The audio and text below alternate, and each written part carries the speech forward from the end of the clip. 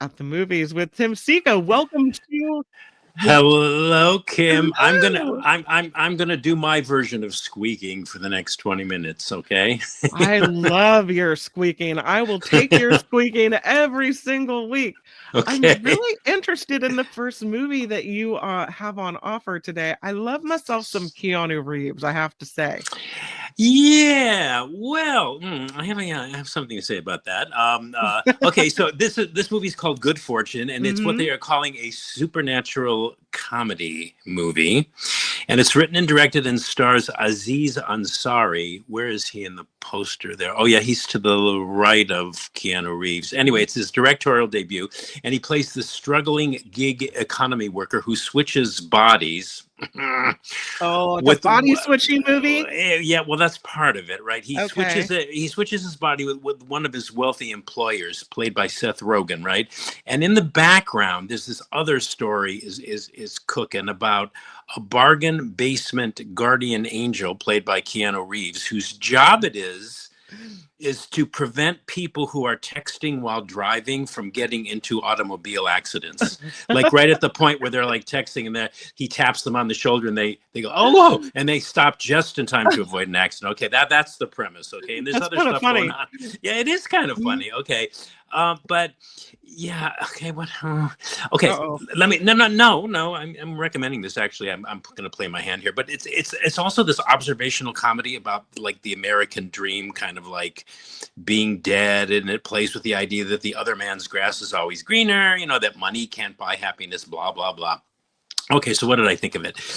Comedies, as we all know, are dicey because if they're funny, we excuse them of any writing, Mhm. acting, or directing defects or flaws that they might have.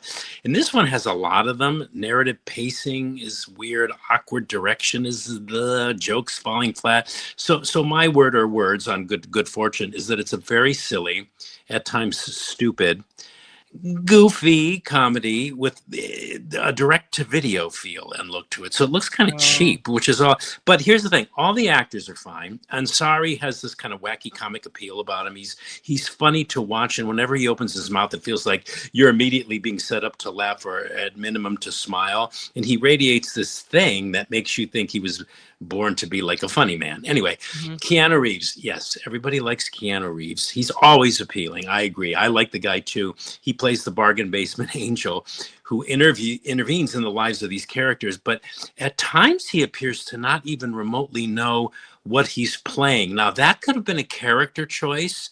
Some of his line deliveries are just unbelievably bad. Oh no. Yeah, now that could be the writing. And as the character evolves and develops, that goes away. So yeah, I think fans of Keanu Reeves are going to look the other way anyway, and they won't care. But anyway, the Mhm. script is silly. It changes its own rules at every turn. There's not much logic to the thing. Like I said, a lot of the jokey bits kind of fall flat, and it's weird. I actually found the film irritating and only Oh. mildly amusing, but also, I have to admit that it kind of grew on me as it trudged along, and in its own way, it has a kind of sweetness and a silliness about it that if you give yourself up to the rhythms of the thing, I think. I think it works. I think it's enjoyable and it is mildly amusing. So, bottom line, if you're looking for a silly, goofy comedy, or if you're a Keanu Reeves fan, or if Yeah. you like movies with heart, he brings a lot of heart to this movie, his character and his performance. I think Good Fortune will, be your ticket to the movies for this week. This sounds like a movie that you're clicking around for something, Yeah, late on a Sunday afternoon. There's not much going yeah, on, and you yeah, click on it, and it's mildly amusing while you do the laundry. yeah. Or you're like, yeah, folding laundry, or I Right. don't know, playing solitaire or something. I don't know. Yeah, yeah. Okay. The next movie is called The Mastermind. Boy, oh boy, yeah. Is this ever one hell of an interesting movie? The Mastermind. It's written and directed by Indy Darling, Kelly Reichardt, who I'm a fan of hers. I really like her work. It's this quietly gripping, um, maddening and infuriating, at times very frustrating, but ultimately really good film. And I'm going to try to explain why I think that. I think this is I should say, I think it's a movie first and foremost, though, and primarily for critics, Okay. because it is a heist movie, okay, which has a a general audience appeal, and the screenplay inspired by the 1972 robbery of the Worcester Art Museum in Massachusetts, in Hmm. which two Gauguins and a Picasso and a Rembrandt painting were stolen, is a screenplay which you would think would have some sort of universal commercial appeal. But reports of people walking out of this movie online, I've been reading about this, are all over the place, and the main complaint these moviegoers have is that nothing happens in the movie, Oh. right? Well, a lot actually happens, but the detail in showing you what happens in the film, the planning and the execution of the heist, is all presented here in what can only be described as excruciating detail. And unintentionally or ironically or whatever, I think therein lies whatever appeal or greatness this film possesses, because it's a look at an art heist the likes of which we've never seen before in any heist movie, certainly in any Hollywood heist movie, or in any movie for that matter. Josh O'Connor, who's in the poster there, yeah, he seems to be appearing in every other movie I watch these days. He's very good, very good Scottish, I think, actor. He's terrific, as usual, as the head art thief. There's three guys that mastermind this heist, and he is the mastermind of the title. And this is one of those movies. Well, first of all, it's unmistakably Kelly Reichardt, or Kelly Reichartian, I would call it, a one-of-a-kind filmmaker whose view of the world and just the manner in which she sees things and presents those on screen, her movies separate her from her peers. There's no one like this woman in terms of sheer personal artistry. She's made an anti-echo thriller. She's made an anti-buddy road movie. She's made two anti-westerns, a superb little film called First Cow, which is just a wonderful film, which I don't want to go off on that, but she's a film critic's darling. But yeah, what was I saying? Oh yeah, this is one of those movies that, while it was frustrating, it was still compelling while watching it. And in retrospect, it really stuck with me. At one point, I was almost going to give up on the movie, but I didn't. And I keep thinking about its pacing, its humor, its images, its very calculated and specific approach to the material. It's a kind of, I guess I would call it, being the critic that I am, a kind of like cinematic deconstruction, I would say, of the typical Hollywood heist movie. It is insanely slow. The first heist movie I ever saw that could literally double for a kind of guided meditation. I mean, if that makes any sense. It's difficult to describe, but it's an incredible movie, and as confidently told as only a master filmmaker can tell. So I don't know if that makes it sound interesting to most of the people, listening to me right now, but yeah, I really liked it, and I would like to see it again. I find it interesting that you say that it's a heist movie, but that people are walking out because it's so slow and like, Yeah, whatever. You yeah, would think a heist movie is like action-packed thriller. yeah, Let's go. yeah, We're yeah, stealing stuff and the getaway car yeah, but no, I exactly. guess this is more about the planning beforehand. The planning, the execution, some Okay. of it. I mean, these guys they're really inept. They do these really, really stupid things. But there's this one long scene where the guy, he's got the paintings. He's like hiding them, and he's putting them in these like sacks that are going into this frame that are going into and you're going, what it? Why Ah, are ah, why are they showing this to me? yeah, Why is and this happening? right, and also it ends very abruptly. I mean, it Oh, ends like shockingly abruptly. You're going, it's over. So yeah, but the more I think of it and the more I think back on it, I really, really liked it. It's a one-of-a-kind movie. Yeah, some critics are saying it's Kelly Reichardt's most commercial movie. I don't. Maybe in description that it's a heist movie, it's her most commercial. But like I said, people are walking out on this Yeah. movie because they're just yeah, it's too slow for them, and it is slow, but Mhm. it's never, to me it was never boring. It was just frustrating more than anything. Anyway. It sounds like a movie that critics like, but that, the Yeah, rest of us yeah, are like, "What is that?" yeah. Separates the critics from the normal moviegoers who just go to enjoy a movie, right? Oh, Yeah. it's too smart for us, Tim Sika. I don't I don't know. know. No, I don't know if it's too smart. I just think it's a yeah. It's just it's a very unusual look. Like I said, it's like she's deconstructing the genre by doing Okay. it this way. I don't know. I don't know. Well, It's move the one movie of Kelly Reichardt that I found very hard to put into words. Her other movies, while equally unusual, they're very easy to describe and talk about. This is, yeah, I would love to talk to her about this and say, Kelly, what were you thinking? What is happening? Yeah, what's happening? Yeah. Let's move to this movie. It's called Urchin. Yeah, Urchin. This is another really good movie. It's a British indie drama written and directed by actor Harris Dickinson, who was most recently seen in Baby Girl opposite Nicole Kidman, which we talked about. He's young actor, young British actor. And what Urchin basically is, it's this anatomy of a young homeless man, played by Frank Delane, who's in the poster there, living by his wits in London. He's dealing with poverty and addiction, and so the movie is this series of dramatic incidents of this guy negotiating his way through the streets, getting arrested for assault, for stealing, trying to re-insinuate himself into society by, after one particular arrest, hooking up with a government agency and government programs to find a job, a living space, that kind of thing. So, in addition to being this compelling narrative about this lost soul, which is very absorbing as well, the screenplay's rife, but subtly rife with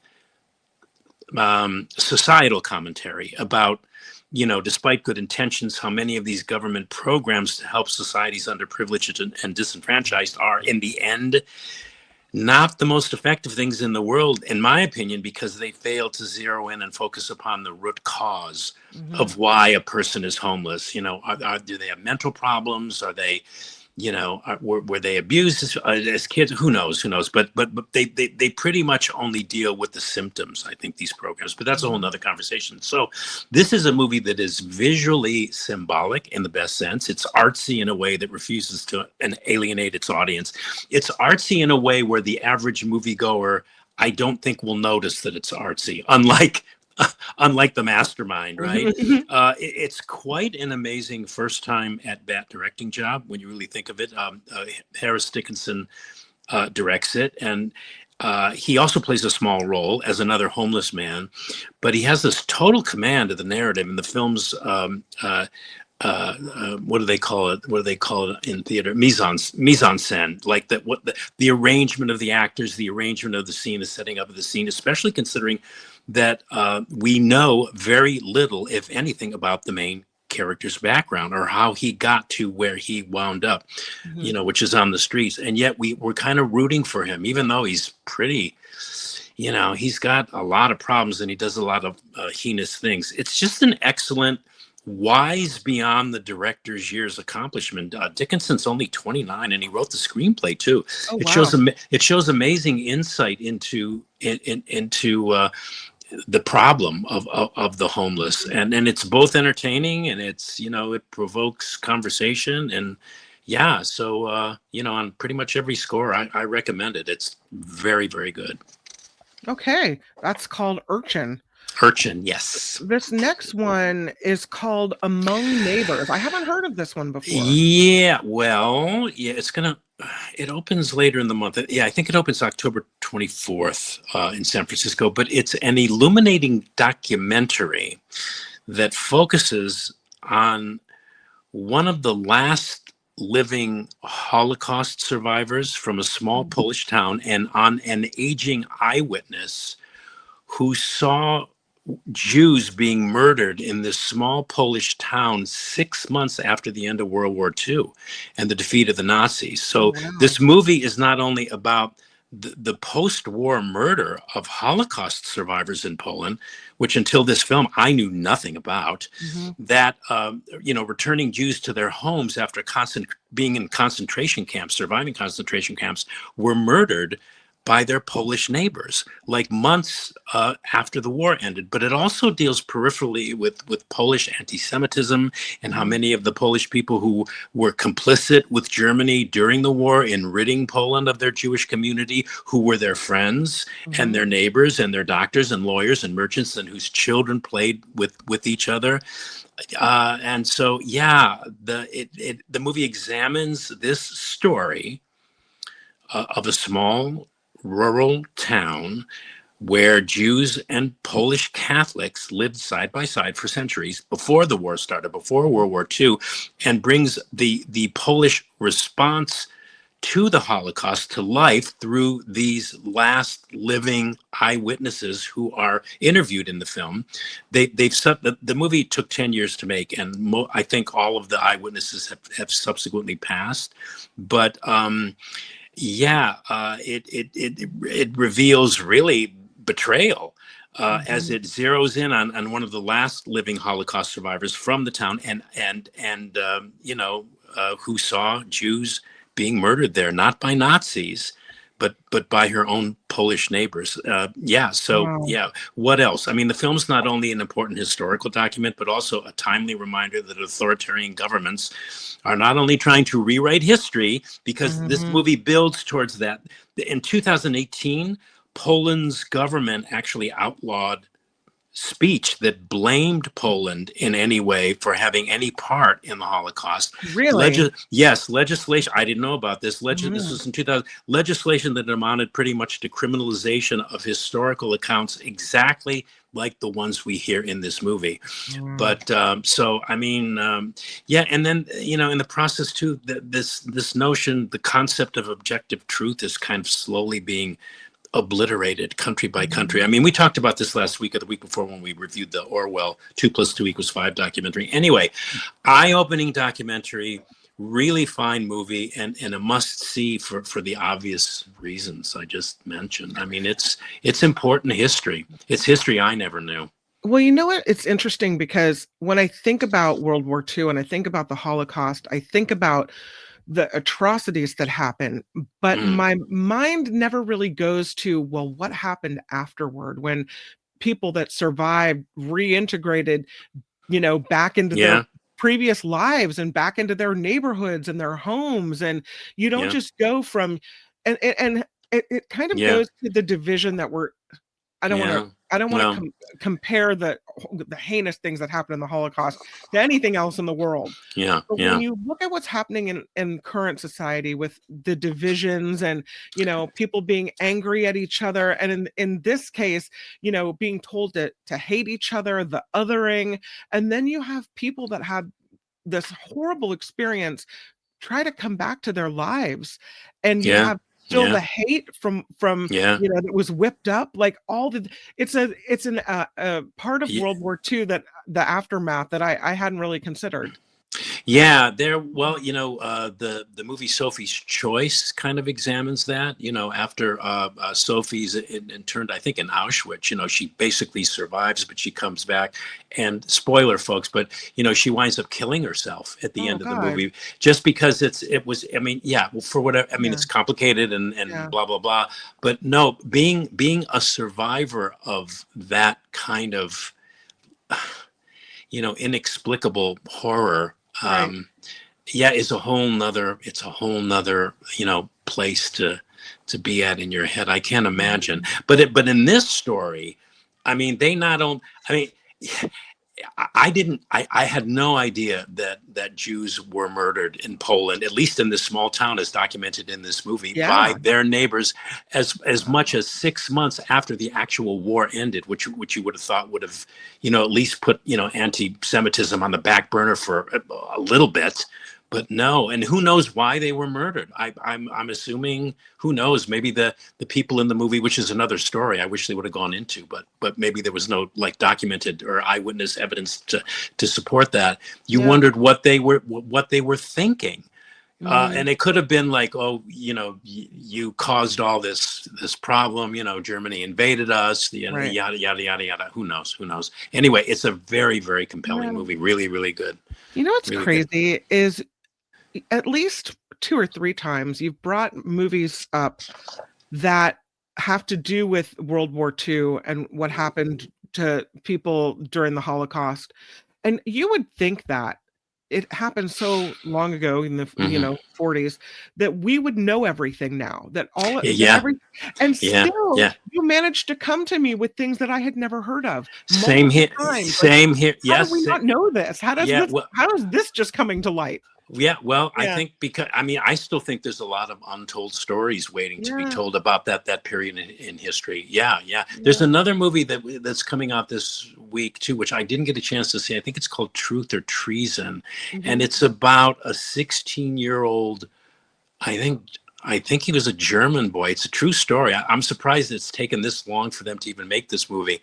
I didn't know about this kid. It was a kid, 16-year-old, who was, who worked in the underground during Germany to try to, to get rid of Hitler. He printed pamphlets and things and all kinds of stuff and was constantly, I didn't know about that story, No. about a Mm-mm. German who was, a German kid that was, so I think there's a lot of stories, especially about the Holocaust. And I think one of the Yeah. reasons the stories are slow in coming is because people just who've experienced that find it very, very, very, very hard to talk about because they have to Mhm. relive it, Yeah. those kinds of horrors. Anyway, Really yeah. interesting. Rev P writes, if the returning Jews to Europe had been welcomed with open arms and given their homes and businesses back, there may never have been a need or a push for a Jewish state, Oh, Israel. good point. Yeah, Maybe. really Yeah, interesting thought. yeah, Absolutely. yeah. Let's move to the next movie. We have this one called Blue Moon.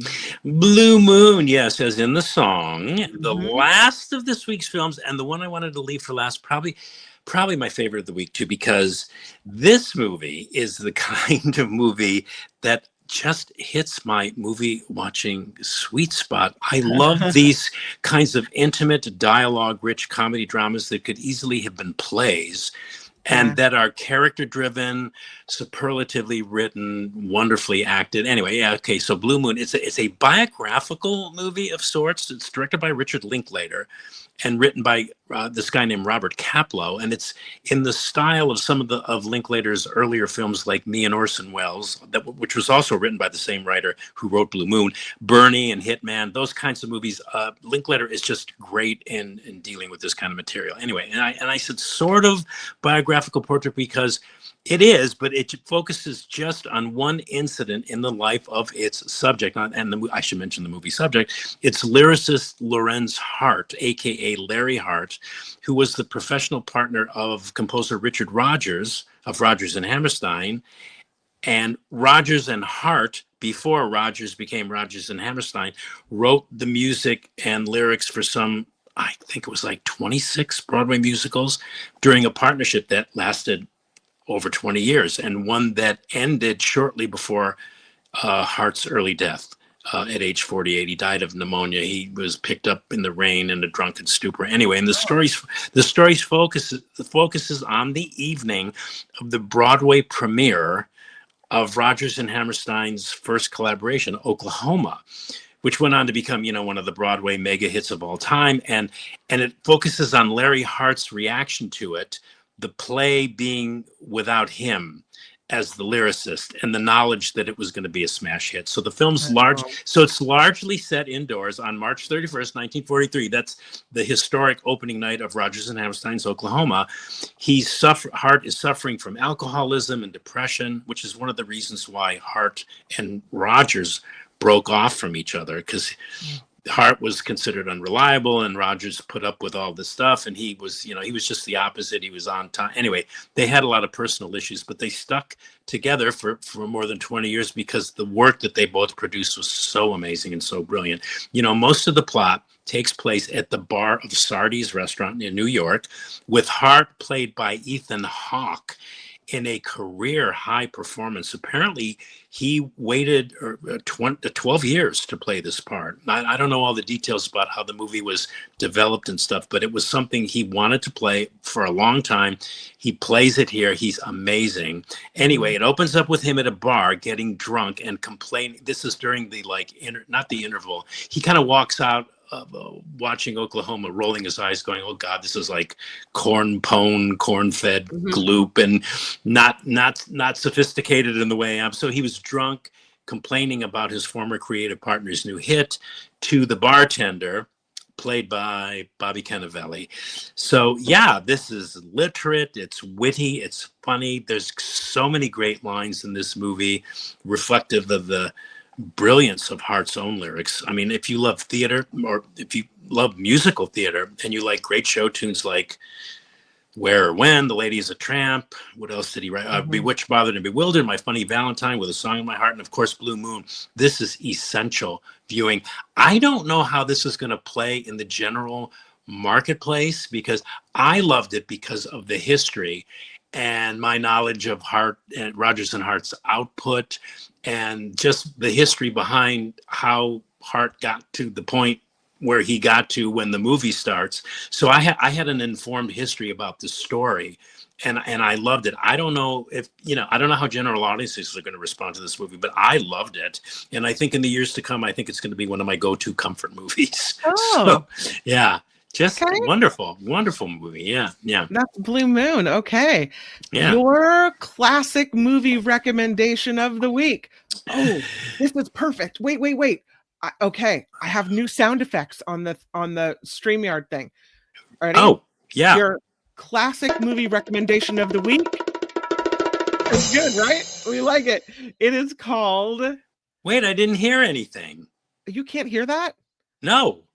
Oh. Well, that's maybe if you're letdown. I can hear it as a bongo drum roll, but okay, good. Yeah. Well, maybe on the playback. Maybe because I'm in the queue or something. I don't know. Or maybe only I can hear it, and maybe I shouldn't be doing that anymore. I don't know. Well, we'll compare notes later and test it to make sure that it's working. Did you guys in the chat hear it, or was it just me that heard it? I don't know. Let me know.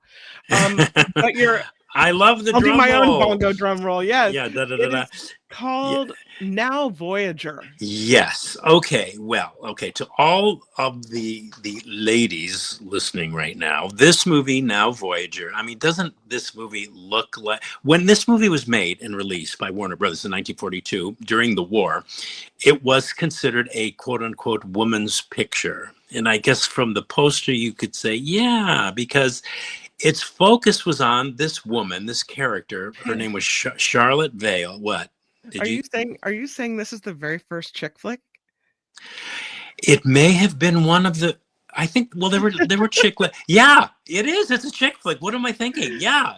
See, yeah. Okay. Anyway, yes, it is definitely a chick flick. But anyway, it has a little wider appeal than that. But it's basically a chick flick. Bette Davis plays this character named Charlotte Vale. She's at the height of her powers as a formidable screen actress and presence. She plays a dowdy, frustrated, and oppressed daughter. Ooh, yeah, those scenes between her and Gladys Cooper there. Ooh, of a wealthy matriarch played by Gladys Cooper. They're both in the picture there. And her mother drives her to a nervous breakdown because she's so controlling of her daughter, so she drives her to a nervous breakdown and into the hands and the care of a humane and empathetic psychiatrist played by Claude Rains. Now, that's Paul Heinrich. That's the married man that she falls in love with while she's on vacation. Anyway, but the Claude Rains character, the psychiatrist, is the focal point for her, not only physical but mental transformation. I mean, she starts out in this movie really not very attractive, but emerges from this cocoon, and she's gorgeous, beautiful, glamorous Bette Davis. And yeah, this is a woman's picture. But I'm outing myself in public here. I love this movie. It functions so well on so many levels as heightened romance, as romantic drama, as a serious tearjerker. You can even watch it as camp if you want to look at it that way, as a kind of kitsch. If you wanted to look at it another way, Pauline Kael, I think, famously called it like really great trash, or something to that effect. Mhm. But it's just so beautifully done. It's so of its time. Davis is so consummate and committed to this character that she plays. It's probably the movie is probably best remembered for the scene in which Paul Heinrich, now that's somebody that else, I can't remember that, I don't remember that actor, but that's somebody that she breaks her engagement off of. It's because she's changing anyway, but it's best remembered for the scene, and there's got to be a picture here somewhere, for the scene in which Paul Heinrich, who's the married man who Davis's character falls in love with, lights 2 cigarettes in his mouth simultaneously and then hands one to Davis, which she promptly takes and deeply inhales and then exhales. The swirl of smoke. Nobody smoked better and so seductively on screen than Bette Davis. I mean, she when she smoked, it was like she was making love to the cigarette. I don't. Anyway, and of course, her famous. Well, yeah, that's well, yeah. But he's lighting her cigarette in the climactic scene. He lights 2. He keeps one in his mouth. He gives the other one to her. Anyway, it also has the famous line that and final reassurance to the man she's unable to marry, but to whom she will eternally be connected because through the care of his daughter, which is, I don't want to spoil anything here, but her famous last lines was, oh, Jerry, don't let's ask for the moon. We have the stars. And then the music is up with the swell, and it's just all grade A schlock, but not without its own kind of depth. There's a reason this movie is still written about and talked about and watched how many years later? I mean, do the math, 80, something like that? Oh, and the Oscar-winning score by Max Steiner. It's sublime stuff, highlighted by a main theme that once you hear it, you cannot get it out of your head. So anyway, it's streaming on Amazon Prime. If you like romances, if you love chick flicks, man, I really, seriously, this is one you'll return to over and over. I'll bet my bottom dollar. Oh, I've not seen it, and now I've never even heard of it. Oh God! Oh, if I had to bet money right now, I would bet money on the fact that Kim McAllister would probably love this movie. Okay, all right then. It's Yeah. on the list. Okay. Okay, we're recapping it. The first movie you told us about is called Good Fortune, and you said the pacing is off, the direction is off, the silly, stupid, goofy sometimes movie. It likely is going direct to video. This one, the actors are fine, except you said Keanu has some bad moments in this one. You found it irritating, but it did kind of grow on you. Yeah, exactly. Yeah. The next one is called The Mastermind, and you had a lot to say about this movie. You said it's a hell of an interesting movie. It's insanely slow, but quietly gripping and maddening, and also a really good film. You've heard reports of people walking out of this, but you said it's the excruciating detail that likely leads people to walk out that makes it actually interesting. That Kelly Reichardt has a unique perspective. You found the ending of this movie abrupt, and you found the movie frustrating but compelling, and it actually stuck with you. You really liked it, and you called The Mastermind a one-of-a-kind movie. The Urchin, or just Urchin, rather, is what it's called, is a really good movie, you said. It follows a young homeless man, and it comes with, because of that, societal commentary. You said it's visually symbolic and artsy, but still appealing to people, and an amazing insight into the homeless issue, which may invoke a conversation after the movie's over. You recommend Urchin. Among Neighbors, you found this movie very interesting. It's a documentary about what happened after World War II ended in this small Polish town. You said they interviewed the last living eyewitnesses to what happened there. You said this is an eye-opening movie, and it is a must-see. It's called Among Neighbors. Blue Moon. You love this movie. It's your favorite of the week. You said it hit your movie sweet spot. It's character driven. You said wonderfully acted, career high performance for Ethan Hawke. You said he's amazing in this movie. You said literate, witty, There's so many great lines. If you love musical theater, you'll probably enjoy this. You said it's essential viewing. You really loved it, and you hope general audiences feel the same. And you think this is going to become one of your go-to comfort movies, Blue Moon. Yeah. Then Tim Sika's classic movie recommendation of the week is Now Voyager, which we've decided is the first chick flick in history. It's a romance. You said it's beautifully done. You realize you said there's grade A schlock here, but it comes with some depth. There's an Oscar-winning score. It is streaming on Prime. Now Voyager with Betty Davis, and you love how she makes love to her cigarette. Yeah. Yes, in every movie that she smokes, which is just about every movie that she's ever been in. And there she is. She could brandish that cigarette, boy, like nobody else. Thank you so much for the wonderful movie reviews. It's in the eyes, it's smoking. It's the eyes. Smoking eyes, Shanti says. So very cool. A lot of people have a lot to say about movies this week. 2 cigarettes, says Eileen. Yeah, you were talking about that scene. Yeah, 2 cigarettes. Yeah. So interesting. Such a good film, such a good choice, Tim, says Eileen. So yeah, she's liking it. Oh, people did hear the bongos. So okay. So yeah, maybe it has something to do because I'm in the guest queue or something. I don't know.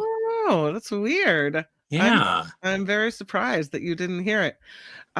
For some reason I can't get my my Tim Sika at the movies poster up, but that is At the Movies with Tim Sika. Tim, thank you for joining. Appreciate you so much. Oh, you bet, Kim. We'll talk to you next week, and you have a good weekend. Thanks. Thanks for coming on. Bye. Okay.